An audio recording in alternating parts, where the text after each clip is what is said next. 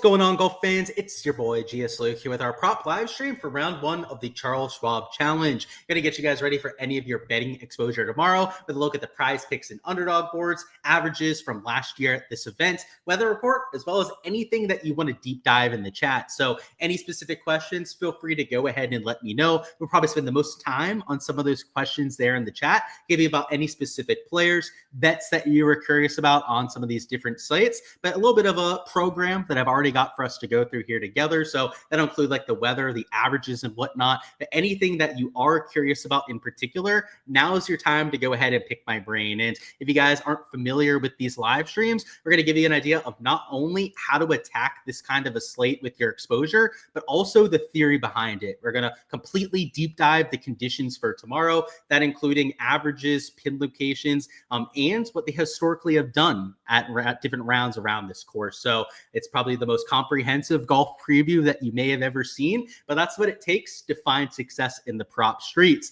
But first off, want to welcome anyone into the chat. We got Joseph down there, always super early. Jay Hooves, one of the big sweaty tryhards that we have in this community. You got Steven down there too, who on a more softer note, obviously gives me some condolences for James. And by the way, if you guys haven't already seen the live stream I did earlier today, DGen75, friend of the channel, somebody that we've had on here a whole bunch, did unfortunately pass away over the weekend. Gonna leave my thoughts to the Ship It Nation live stream, I would say, just because I gave it a little bit more of a full deep dive there. But obviously a lot of us still grieving. So yeah, any of you guys out there that knew him personally, I knew him for over 3 years. We did videos on each other's channels all the time over those 3 years. Just a great guy. So obviously terrible to see him go. It's just a lot of us in grief, as you would expect. DFS live stream was on the Ship It Nation channel. So it was about an hour and a half ago. So if you guys didn't already catch that, all the DFS live streams, by the way, it's been this way for like 4 or 5 months. I have been on the Ship It Nation channel, so you can check them out over there. That's why I do like the weather deep dive and all the DFS stuff. If you have any questions, though, you can let me know over here. It's just that it's going to be a little bit more prop based on this live stream. Gsluke doing the Lord's work tonight for all of us degenerates. Yeah, man, the double duty has been what we've been on the last few months, but I think it's better for the viewers. You get to watch a live stream that's catered towards what you're looking for. I do the DFS live stream for the people on the Draftkings streets. And then I know a lot of people don't always play Draftkings and sports bet, so it's probably separated a bit, but I'm glad you enjoy. You're looking at some Webb Simpson and said, how are we? Doing well. A little water in the cup, still taking it easy as it's a Wednesday, but having ourselves a night. And let me know what you want about Webb Simpson, by the way, like whether it's for fantasy, just general outlook for this golf tournament. Let me know so I can give you a better answer. And cheers to you, Jordan. You're a top lad yourself. Let's go through some of the averages. So this is from last year, and these averages in particular from 2024 are going to be by far the most valuable that we can look at. You know, sometimes heading into an event, we'll look at like the last 3 to last 5 year sample size, especially at an established tournament like we have here at the Charles Schwab. But what you have to remember is that before 2024, they did a complete renovation of the golf course. They added about 250 yards of length. They added new greens, which have been very firm and fast ever since that renovation. They took out some trees. They even added a few water hazards throughout the golf course. So a much different test than what you had before that change. So if you're looking at like results from 2022, 2023, and using that past data for some of your props, just know that you're looking at stats for a golf course that's a little bit different. And I don't think it's completely unusable to look at some of that course history. It's just that it is going to be a little bit of a different test here. So that's why these 2024 averages from last year are so important on a week like this. And what you can see is the course played over par to about a 0.83 over par average. Birdie average was much lower than what we're used to seeing. In fact, only 2.8 birdies are better per round, which is lower than what you even sometimes see at major championships like the US Open or the Masters. The bogey rate wasn't terrible, so it's not like the bogey rate was 4 or 5 per round like you get at some of those majors, but it was still over 3 per round at 3.28, and hence White played 0.8 over par. And I would say that for tomorrow, I think it might play a little bit easier than last year's scoring average, especially in the morning when conditions are going to be calm, because 7 to 8 miles an hour wind looks pretty ideal for some of those players. And compared to last last year, there was a breeze for almost the entire event. And there was a round where they didn't have much breeze last year, and the course actually played under par. So I'm not saying that I think it's going to play under par tomorrow morning, but something closer to like even par or like 0.25 over par is kind of what I'm projecting for round one. But as the day goes on and these winds kick up, you can see rather than 7 miles an hour sustained, which you have for the first 4 or 5 hours, in the afternoon, it's 10 miles an hour plus the entire time. On top of the fact that towards the very end of the day, you've got some storms coming through, which could prove problematic for some of your later starters, and wind gusts that are closer to 15 miles an hour. So I would say that as the day goes on, the conditions are going to get a little bit harder, not only from the wind getting a little bit more significant, but the course getting drier and firmer and faster as well. They did have some rain on Monday, which is going to have some residual effects tomorrow morning. But as the day goes on and as the temperature gets closer to 90 plus degrees in the afternoon, it is going to be baking out there. So for those first 4 or 5 hours of the afternoon, I think it'll be tough sledding when it comes to the scoring. But the real X factor that is going to be hard to predict ahead of time would be these late storms, because though this forecast that we're looking at, this is the HRRR forecast, by the way, which historically is the most accurate that we have to look at.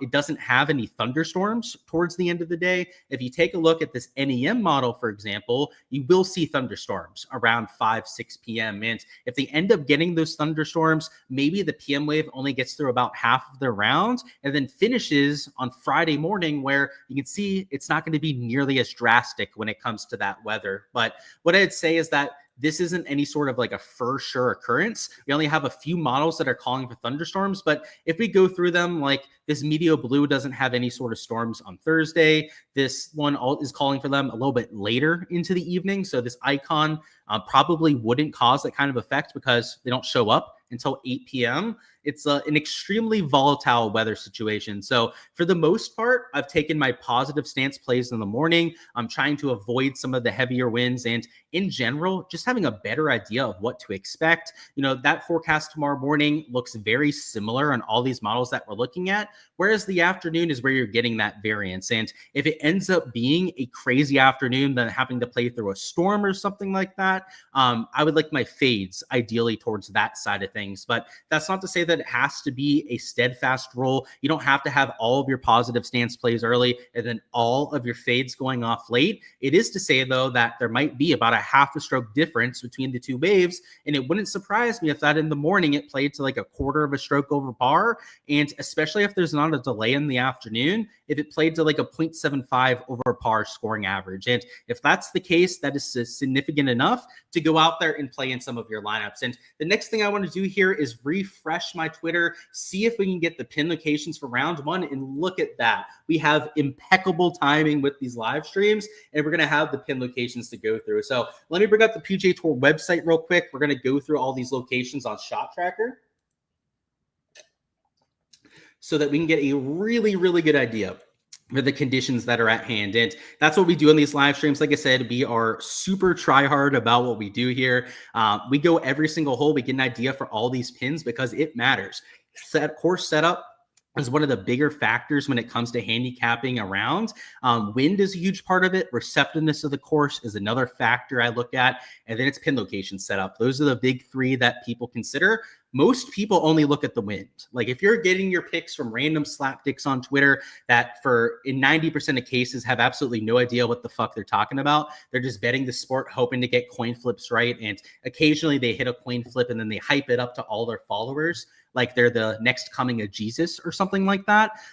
The point is they only look at the wind. They'll go, oh, wind looks calm early, it must be easier. They don't consider the temperature. They don't consider the pin location setup. And they don't consider the fact that the course might get firmer and faster as the day goes on. So those are obvious things that we want to look at. The pin location setup, though, out of those three factors, might be the most drastic of the three factors, because if like they have on moving day setups where they're purposely trying to find birdies, you'll see exponentially more scoring on those sort of days, sometimes 1 to 1.5 birdie differences compared to the other three rounds. So let's go through these and do our deep dive. So hole one is going to be on this front left corner, which is going to be about where my cursor is right now. It is a shorter shot in, which most people would think would be a whole lot easier, but I would say that it's probably like the second or third easiest pin that you have with this hole.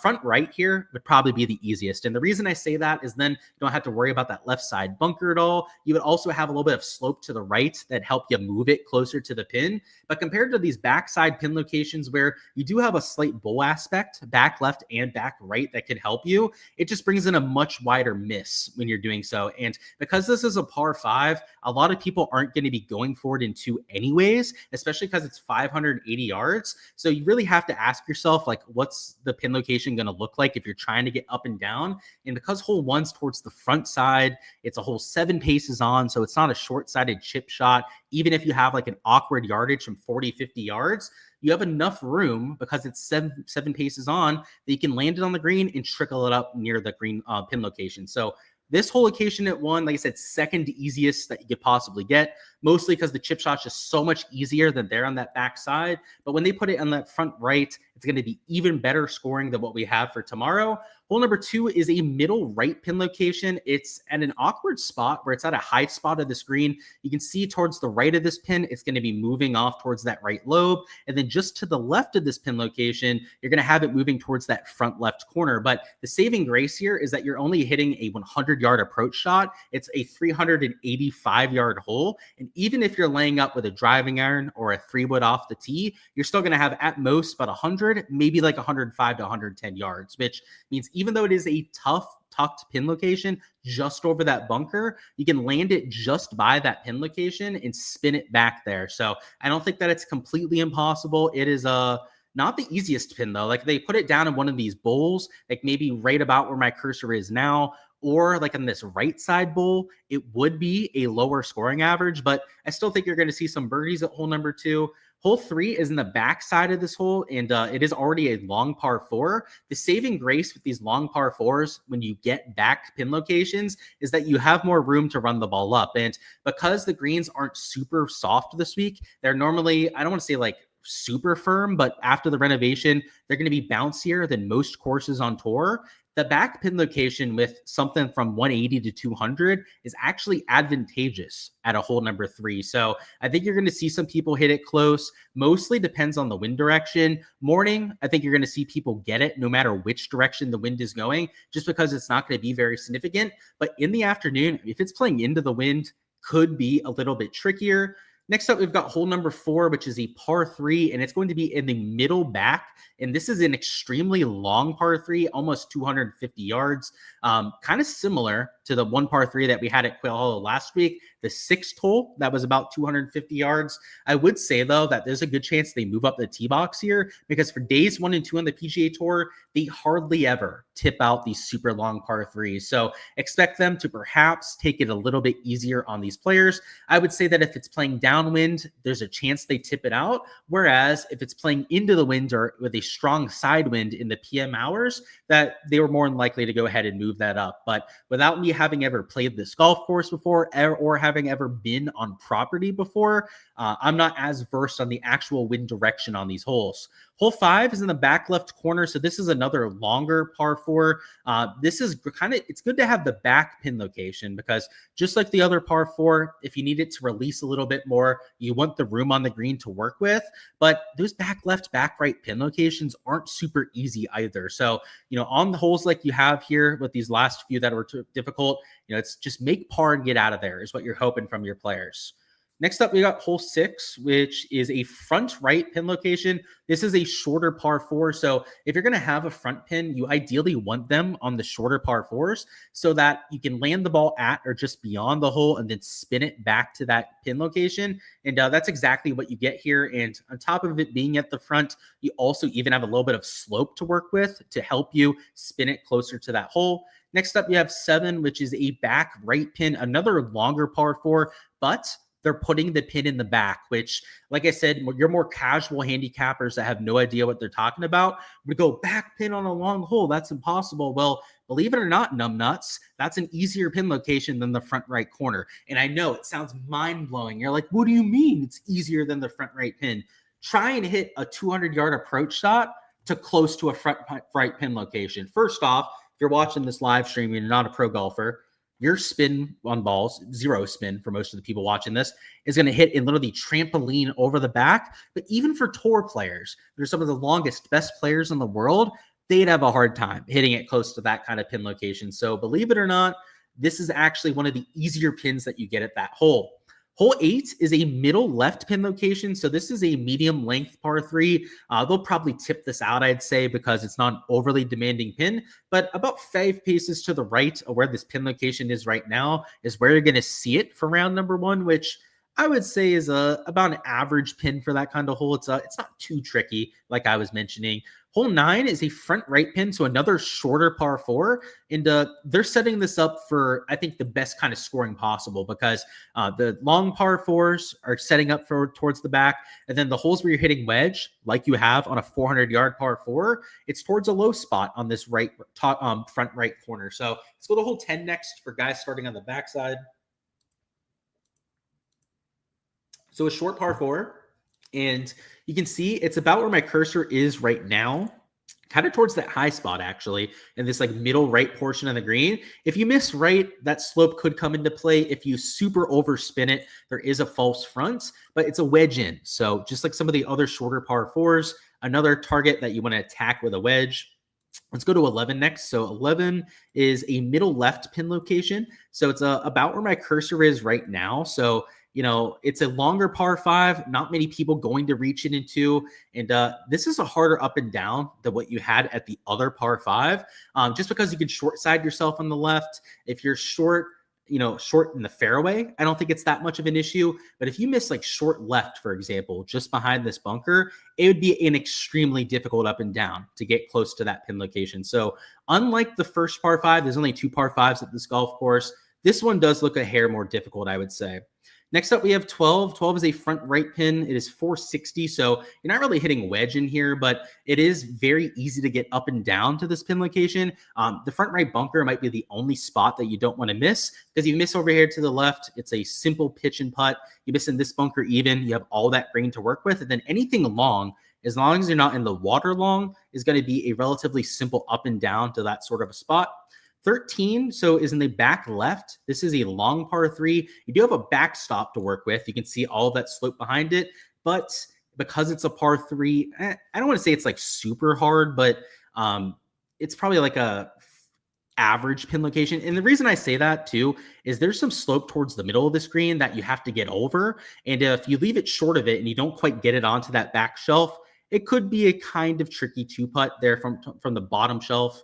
If you go over the green, you're dead at 13. That would probably be fun to watch people do. 14's towards the front right side, maybe even middle right would be the better way to put it. Another pin location that looks pretty average on paper, I would say. Let's go to 15 next. 15 is in this front left corner, another shorter par 4 towards the low spot. And in general, these pin locations look pretty soft.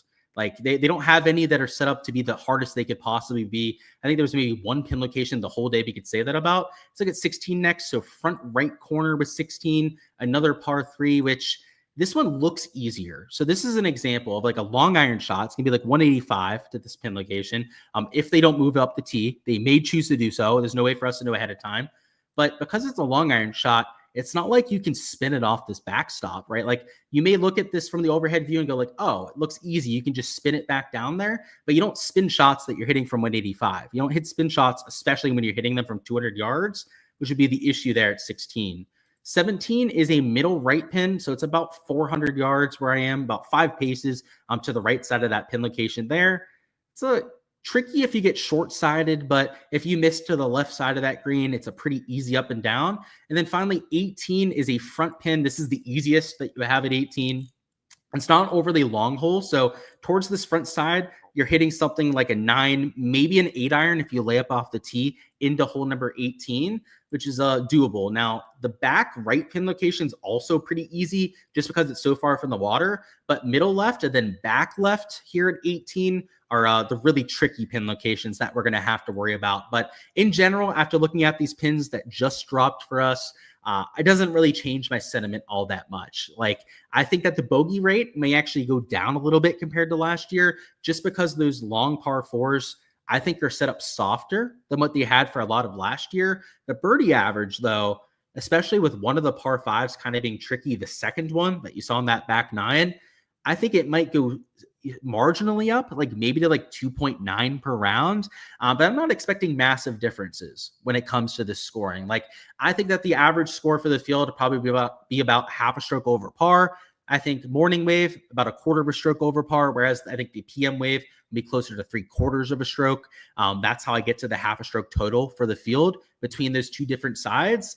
But these pin locations didn't really change my sentiment all that much. But as you guys know, I like to fully deep dive all of these guys with you, just to make sure, because sometimes we get surprised with the setup. They might hit us with something that looks a lot easier, a lot more difficult than what we're used to seeing. And if you can find that, which has happened a handful of times already over the last few months, you can find a massive edge on some of those prop boards. So it's definitely worth putting the time into, that's for sure.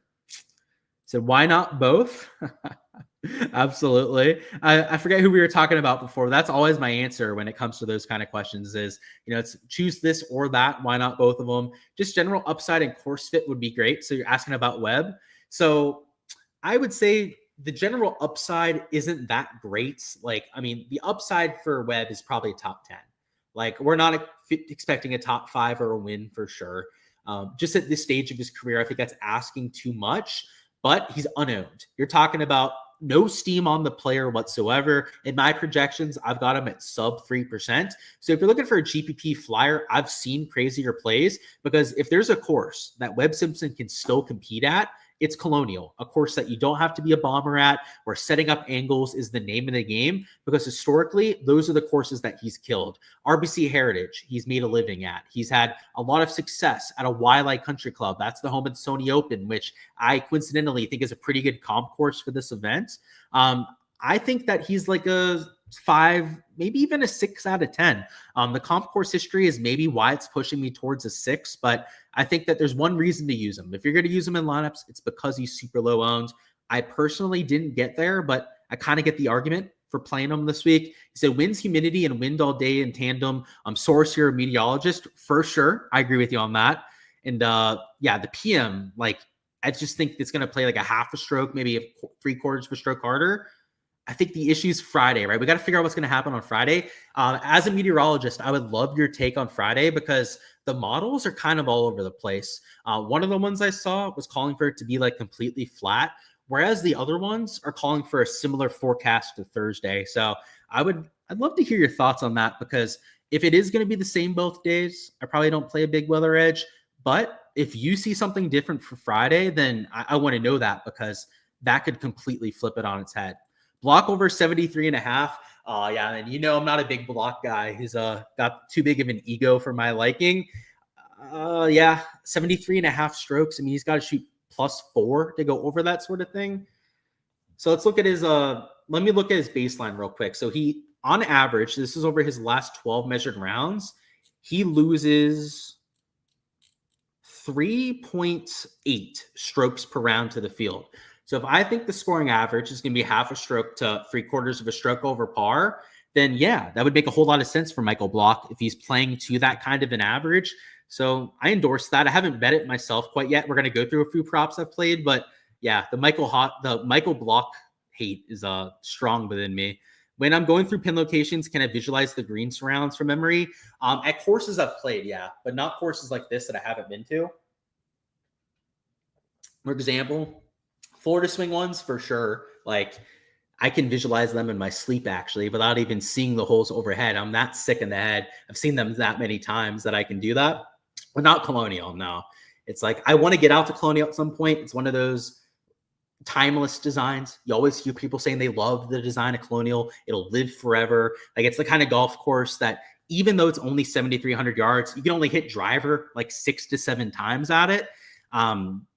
I want to get out there, but I can't do it quite yet here. Castillo 3-ball, good at +120. Yeah, I love some Castillo this week based on some of the other content I've done. I've got to see who else he's playing against, Peasy. In fact, let's just do that right now. Let me bring up Draftkings real quickly, and I'll take a double look at that for you. I'm assuming if he's +120, that he's matched up against some slapdicks, right? Because +120 on a Castillo is not the kind of number that you'd see very often. Like, he's not really a favorite out here on the PGA Tour often. But I'm very curious who he's matched up against. So let's see.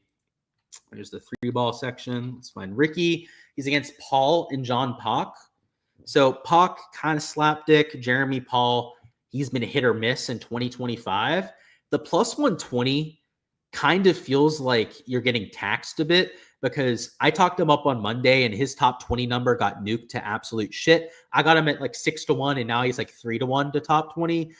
Same with every other market on Castillo for this week. So that would be the concern for me, is that the plus 120, it feels like plus 135, plus 140 would be a more fair number on Castillo, because it's not like he's an established stud on the tour. I love him at this golf tournament because the advanced analytics are very favorable on him, but I won't be delusional and say at the same time that, he's like a top 20 player in this field long term, because he's not.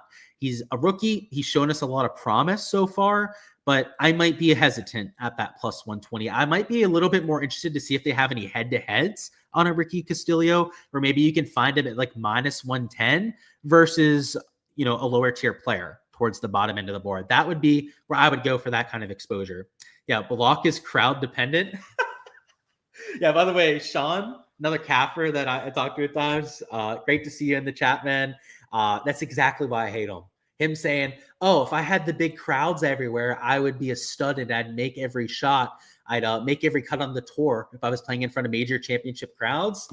Yeah, I'm sure, buddy, right? You've got to play with Rory McIlroy to play well. That's like you said, laughable there in the chat. So yeah, Michael Blockfade, I'll co-sign that for sure. He's just a little bit of a douchebag. Let's talk about the props that have already entered this point. So the first one I'm going to point out here is going to be an Aldrich pot guide or fade. And he does go off in the morning. So I did mention before that preferably I want my fades going off later, but Aldrich is due to the course fit. He's the kind of guy that you play at courses where you can bomb the driver, where driving distance is going to be a market advantage over the rest of the field. You don't play Aldrich at courses where that's taken away, and you especially don't play him at courses where if you miss far offline, you could be OB, because there's OB all over this track. There are deep forests that are your shit out of luck if you end up hitting them into it. And Aldrich, I'm assuming, is not going to hit many drivers. Like maybe on like 4 or 5 holes, he'll hit driver around here. But if he chooses to take the big stick a little bit more than that, he could shoot 80 around a Colonial. Like, I shit you not. Newcomers around this course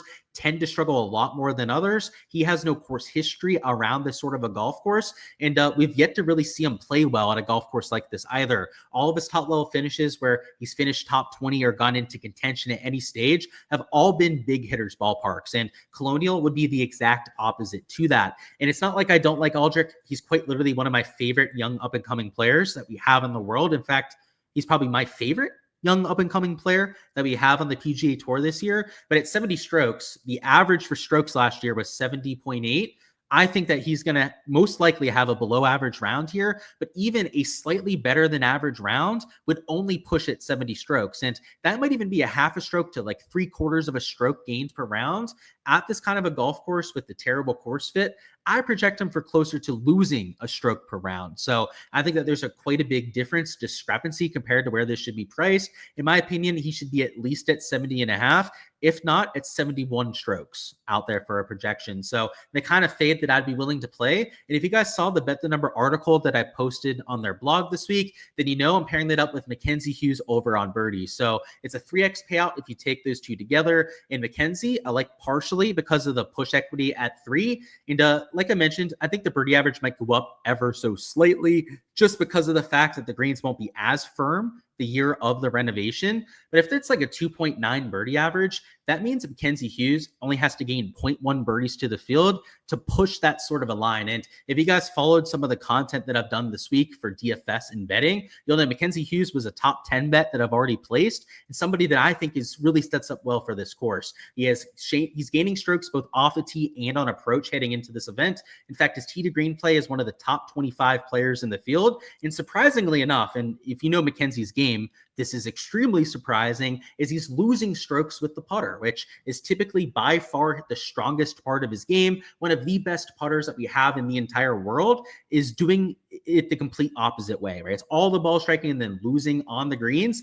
Give me the bizarro world Mackenzie Hughes at a golf course that's perfectly set up for him. I normally play him at courses, especially for like top 10, top 20 bets, where you don't have to be an amazing off the tee player and where you can shine with that short game. And at a course like Colonial with the firm greens that were expected this year, especially for the first day, I want guys that have that short game to get up and down. Now, this is a birdie line, so the short game isn't as much of a factor, but he's a good bent grass putter. He's a good short iron player as well. And on those par fives, which are really hard to reach into if you're going to get close, it's up towards the green and two that you're getting on those par fives. He's got the short game to try and get up and down for birdie. So that was the first slip that I took for this week of the 4 slips that I've taken total. Of course, guys, for every piece of exposure that I'm entering for these slates, you guys can find those over there on my Patreon page. Every single slip as I enter them in real time is posted over there. So you guys are able to catch them before any sort of bumps happen. So that's why I post them there first, so that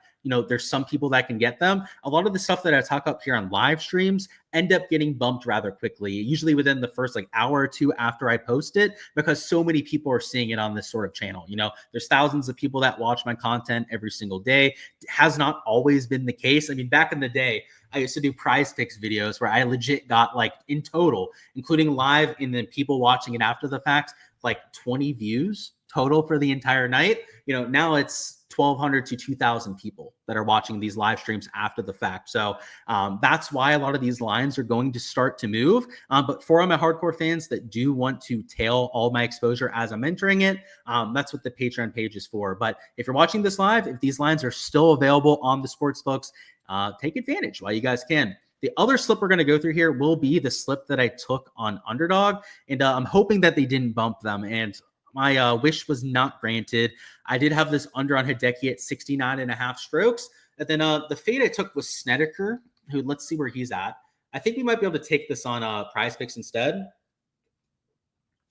So this is a slip that I took.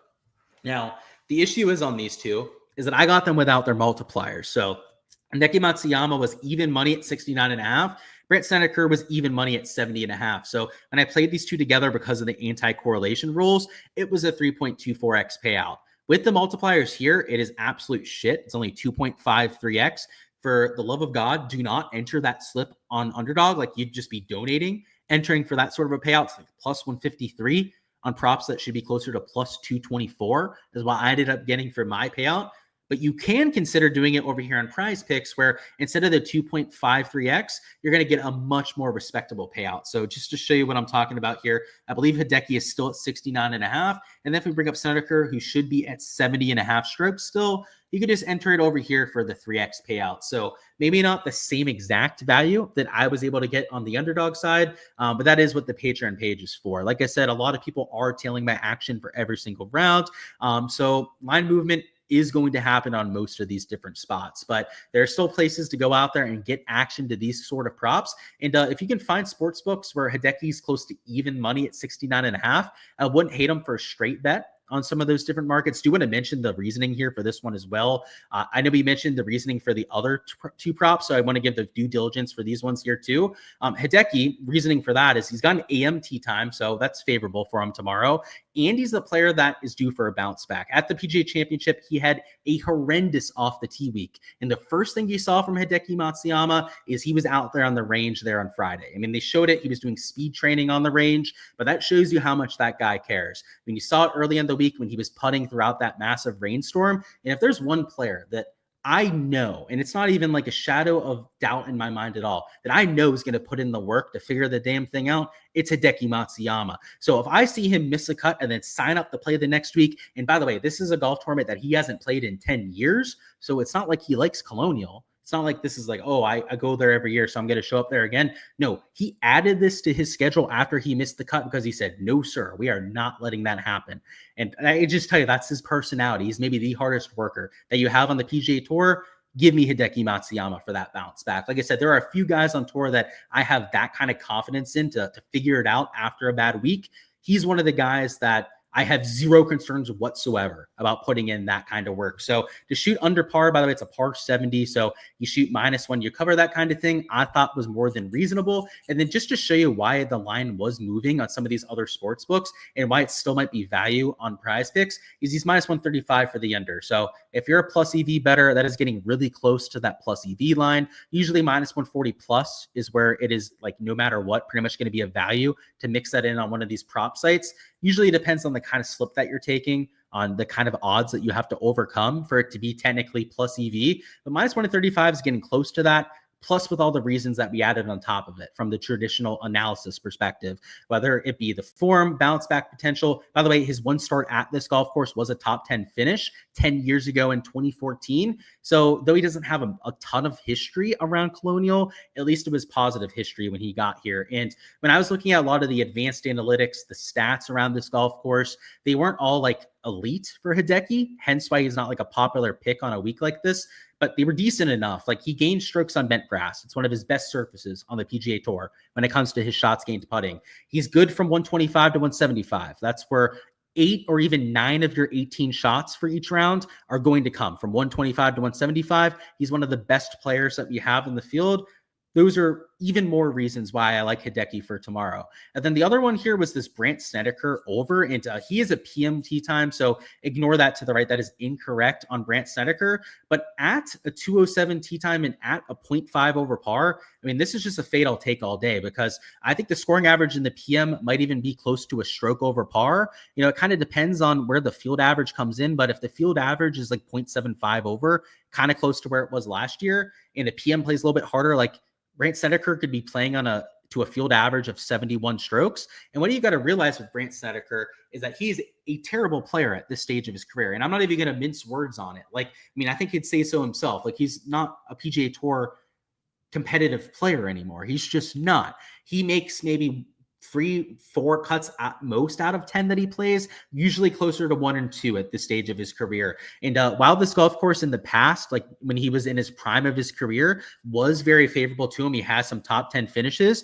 His last 3 times out, he's got 1 missed cut out of those 3. And then the 2 times that he made the cut at this golf course, he's finished outside of the top 50. So, I mean, the course history lately hasn't even been that good for Brandt. And if you take a look at the last 12 measured rounds, he's averaging losing 2.5 strokes to the field over that 12 round sample size. So I think the average for the PM wave could be 71 strokes. I don't think that's a hot take at all. Like that's right around where the average was for the PM wave last year. And you're telling me that Brandt could even have an average day and go over. I'm going to take that every single time you give that to me, because Brandt Snedeker having an average day is something that he only does like 30% or less of the time anymore. I mean, like I said, he's well past his prime. He averages losing over 2 strokes per round at the field. That means compared to his baseline over the last 12 rounds, he's got to be 2.5 strokes better just to go under this, let alone the fact that he's playing on the harder side of conditions at a golf course that has not been very favorable to him over the last few years. So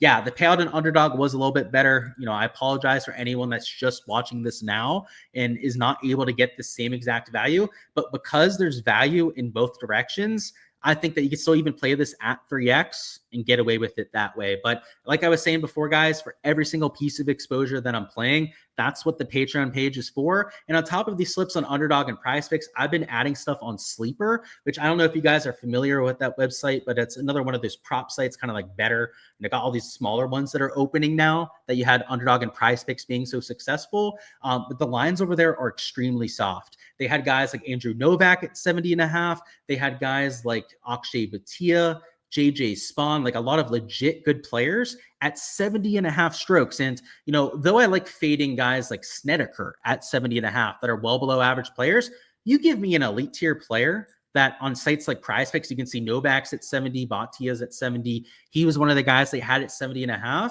There's a lot of value on a site like that for round number 1 as well. And it doesn't all have to be fades for some of those guys.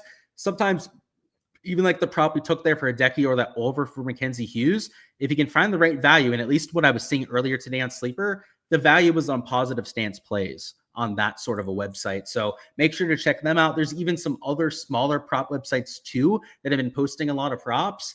a lot of value if you're willing to have multiple sports books. And, I would say as somebody down here in Florida, at least with the traditional sports books, I only have Hard Rock to work with. I mean, I would kill for having 5-6 sports books to be able to go out there and line shop with, to be able to find the best value for every single straight bet that I wanted to play. So when you have props at hand, when we have a lot more websites to actually choose from, don't limit yourself. I know some of you guys might be very familiar, very, used to playing on a Prize Picks and Underdog, that sort of thing. But just be open to some of these other sites, because oftentimes the pricing isn't as sharp as those other websites, and it makes a whole lot of sense. They don't have as big a budget. They don't have as many people working on their team. Their algorithms for bumping things, staying on top of all that action, aren't nearly as sophisticated as what you have with these larger partner sites like Underdog and Prize Picks. So naturally, that's where we're going to start our exposure on a lot of these different live streams, just because that's where the vast majority of people are going to be playing their exposure. But I like to throw in some of those other sites as well to give you guys a little bit more of that perspective. So yeah, he's a clown for sure, talking about Mr. Block. Let's catch up on chat too. So have I checked out Chirp? A revamped payouts, kind of like Sleeper. So yeah, we used to play back in the day, Fred. I'm assuming that you're one of the OGs, right? That used to play on Chirp with me. Yeah, we got to check them out as well, because that's another website where we could find some good lines. And from what I remember over there, their sportsbook lines on Chirp were like the worst out of all of them. The issue is that we destroyed them so terribly for like a month that they had to completely revamp the payouts. They were like 2.4x for 2-man slips, 2.5x at most if you anti-correlated. And that's like a plus 140, plus 150 parlay. So yeah, we'll have to double check that one out. He said wins late Thursday looks spicier than Friday. Okay. It's good to know. That's kind of where I was leaning so far, but most of my lineups aren't going to be played with any weather. He said, thanks, dude. You got the juice now. Of course. He said, hey, don't know if it's too much for the stream. Do you have an idea on the players that seem to be better in the wind or have lower ball flights? Yeah, I can give you a few, Steven. So there is a way to research that. So let me actually just show you that on the PGA Tour website. This would be the best way for you to research this. So let me actually share my screen now so I can show you exactly how to find it yourself. So if you go to pgatour.com, you click stats up here, it's not going to be low ball flight on approach that you're getting here. But if you go to the driving tab, so click stats, clicked off the tee, then you scroll down, you find apex heights. Is it a driving distance stat? I guess not. Radar stats, what we're looking for. We're looking for apex height. This is where you can find this. So if you look at apex height off the tee, these are the guys that hit the ball high. So if you're trying to go after that weather narrative, especially in that PM wave, then you would want to find guys towards the bottom end of this list, because the bottom end are the guys that hit the ball the lowest. So for example, Takumi Kanaya has one of the lowest ball flights off the tee on tour. A Lucas Glover, also a low ball flight.